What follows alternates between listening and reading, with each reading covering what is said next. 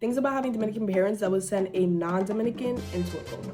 Let's go. I'm very, very, very traditionally Dominican. My parents grew up in Dominican Republic. They were not born here. They were not raised here. So they do not play that. So here are things that would send a non-Dominican child into a coma, because half the time I was questioning what the fuck was going on. The first thing is gonna be that when you go to somebody's house, you're not allowed to ask for shit. Let that be your aunt, let that be your grandma, let that be your fucking uncle. You're not allowed to ask for nothing. My mom would make me eat before we left the house, make sure I was stuffed. And before we left the house, she would be like, y no te pongas pedir cuando tú llegues.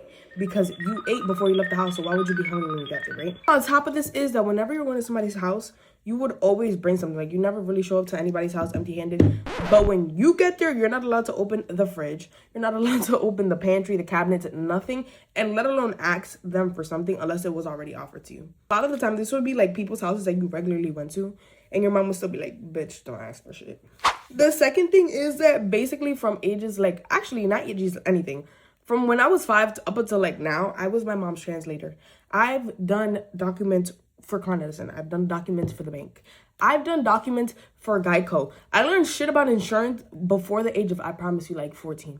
Because if my mom couldn't get in contact with somebody in Spanish, she would automatically just call the English line and be like, hey, hold on, I'm put you on the phone with my daughter because I don't know what you're saying, so please. But imagine being like 6 or 7 years old and not being able to explain like a big ass word to your mom. My mom would be like, "Tú no sabes inglés," meaning I don't know English because like you're in school, so you're supposed to know what this is.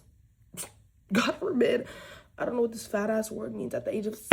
Like, excuse me. The second thing is having no sense of privacy or like anything. Like, my parents did not play that. If I told my parents that I needed privacy or something, I don't even think those words ever came out of my mouth. But to this day, mind you, I'm 20 years old. If a package comes to my house under my name, my mom will open it. She'll be like, oh, look what came for you. Lady, I want to open my packages. Fuck.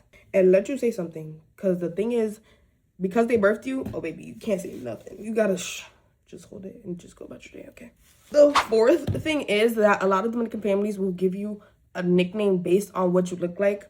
So if you're skinny, your nickname will be something along the lines of you're skinny. If you were fat, the nickname would be something along the lines that you were fat.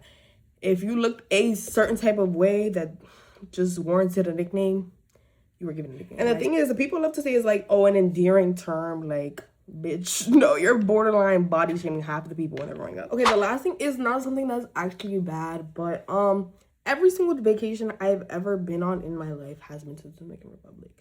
And sometimes you're going to see family, and that's your vacation. You're going to go to your grandma's house. You're going to bond with your family from DR, and you'll do that every single year.